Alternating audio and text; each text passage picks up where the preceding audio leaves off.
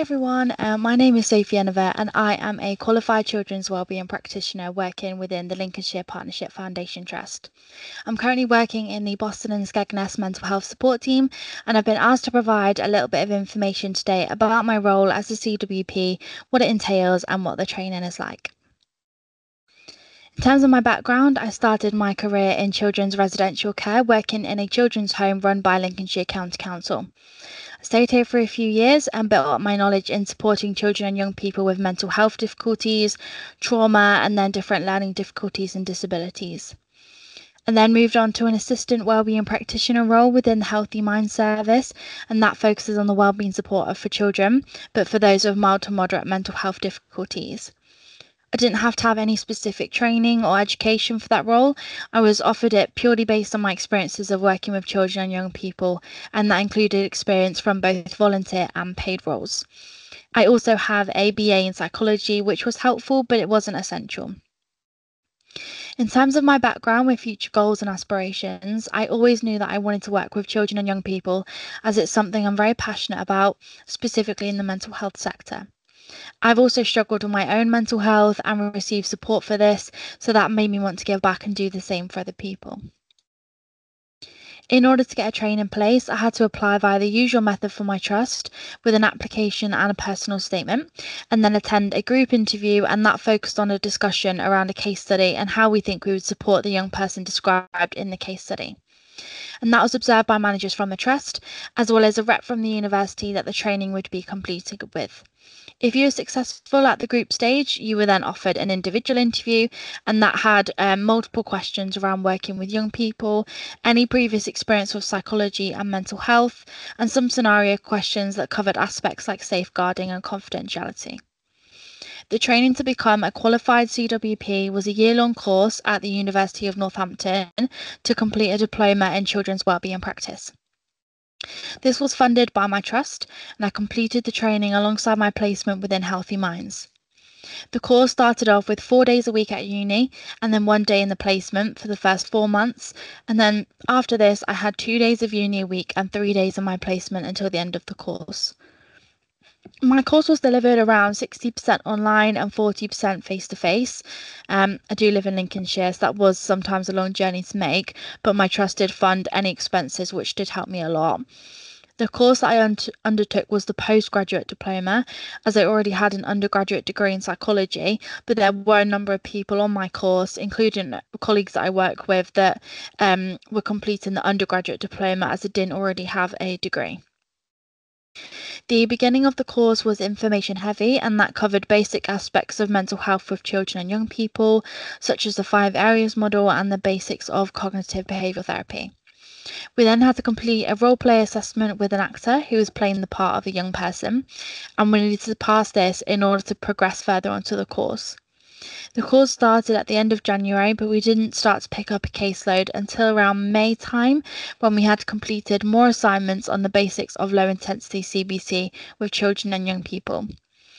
In order to pass the course, we needed to have completed 80 hours overall of clinical contact with a combination of clinical work of assessments, treatment, and group hours. We needed 20 hours of assessment, 40 hours of treatment, and 20 hours of community work, and that was like analyses of the community, observations, workshops, and we also had to be supervised for 8 cases from start to finish, and these 8 cases must have had 5 or more sessions. We also must have had at least 1 observation by a clinical supervisor, whether that was live or watching a recording. We also needed 40 hours of supervision, of which half of that must have been case management, and the other half could be made up of group clinical skills or higher education institution supervision. Throughout training, we were allocated a clinical supervisor who we discussed our cases and assignments with, and then a management supervisor with the trust who wasn't involved on the course but was there for further discussions and things like emotional well-being. Throughout the training, we were expected to complete assignments for each module, as you would for any other degree, and to also complete a portfolio at the midpoint and the end point of the course. That portfolio involved a number of different learning objectives, and we needed to write about how we met or would meet these learning objectives through CWP training or when qualified. I started the course in January and then the final submission date was in November. I didn't have any extension, so that was based on purely completing the course with the original hand-in dates, but no, a lot of my peers had extensions which gave them until January to finish the course. As a CWP, no 2 days are the same, and the expectations of a CWP are varied throughout the week. My work is based on principles of CBT, and I use interventions such as behavioural activation, worry management, and graded exposure. A typical day starts with reviewing my diary and preparing materials for my sessions that take place throughout the day. I then might have an assessment with a young person face to face at school and gather information about them and create a formulation to inform their intervention. I might then complete my clinical notes from that appointment, followed by 2 intervention sessions afterwards with different young people at my local office space. I might then have a clinical or management supervision, a team meeting, but I'll also as well collaborate with parents, teachers, and other professionals to ensure a holistic approach to each child and young person's well-being. I will usually have around 2 to 4 patients a day, and my caseload does sit at around 10 patients, but that can differ depending on the complexity of the cases and the needs of the service. Assessment and intervention appointments are not the only aspects of my role, and I'm also expected to complete triage calls, clinical notes and admin, and attend training days and meetings with schools. Triage calls are completed when a referral is received into our service, and then we contact the young person or parent or carer to discuss the referral and make a decision as to whether or not our service is most appropriate or if we need to signpost somewhere else. I work within an MHSP, so a mental health support team, instead of Healthy Minds where I did my training. And MHSTs are often made up of educational mental health practitioners, otherwise known as EMHPs or EMPs. EMPs essentially do the same training and the role that I do, but are more focused on what's called the whole school approach and being based in schools. But as a CWP, our training primarily focuses on working in the community. It does involve work with schools, but it's looking about how the wider community is affected. I have an allocated clinical supervisor who I see for an hour every fortnight individually, and this is where I discuss all my cases and receive guidance for next steps. I then have a separate clinical supervisor for my group clinical skills supervision, and that focuses on developing skills and completing CPD, which is often in the form of training.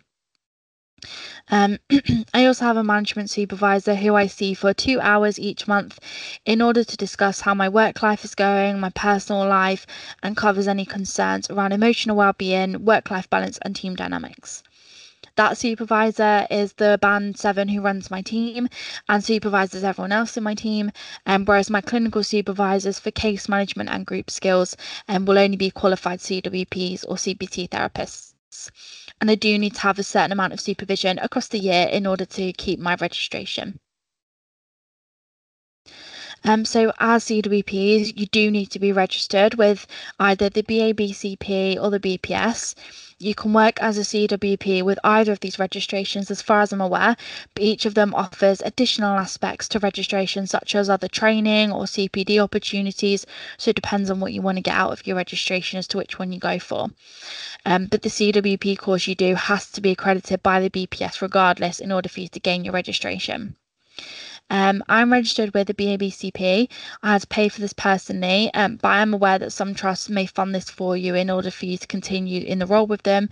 But you can find a bit more about the information about registration and what's needed for it on their websites. I feel like there are a number of further career opportunities from being a CWP. For example, my trust offer a trainee supervisor role, which is a year-long training course at select universities across the country.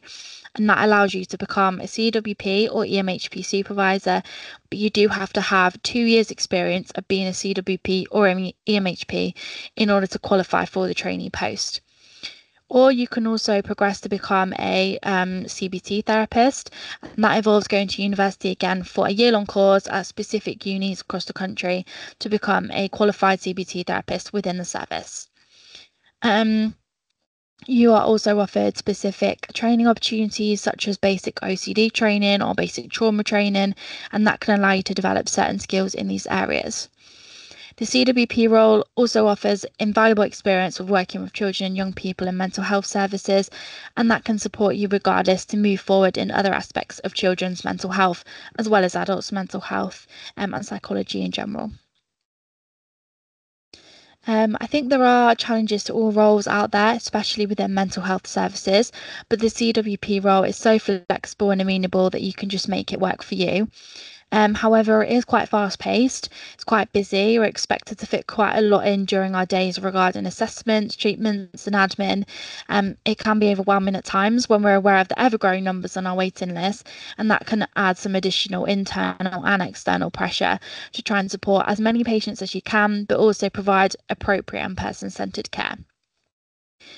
I know that quite a few of my peers on the course found it challenging to complete academic work alongside their placement component, but placement supervisors were always so supportive, and they would allocate time within your diary for set study days. And the uni also provided personal academic tutors who can offer support and guidance on assignments and managing the workload. Now, to me, the word rewarding is to describe something that's satisfying and fulfilling, which I think exactly is what the CWP role is. And I find working with children, young people, and parents and carers really, really, really rewarding. And I've had such positive feedback from them about the service that I've provided that makes you feel that you're making a difference and all the hard work that you've put in feels really, really worthwhile. I've received a lot of thank you cards, a lot of letters, a lot of gifts, which is just really lovely. And it's just some examples of how much children and young people respond to the work that you provide. I just find it so rewarding to kind of help people self-manage their own difficulties, and kind of give them the skills, the strategies, and the confidence to do so. I just find it really rewarding to help others live their life as best as can be. Why should you consider being a CWP? Well, if you've got an interest in working with children and young people in general, or specifically an interest in working in mental health services, then the CWP role would be perfect for you. The training provides a great base and a great understanding of low intensity CBT, and you can then use that to further your career in mental health or even things like health and clinical psychology. And I'm obviously biased as I'm a CWP, but I found the role really exciting and really rewarding, and have built a really solid foundation in my learning around children and young people and their mental health.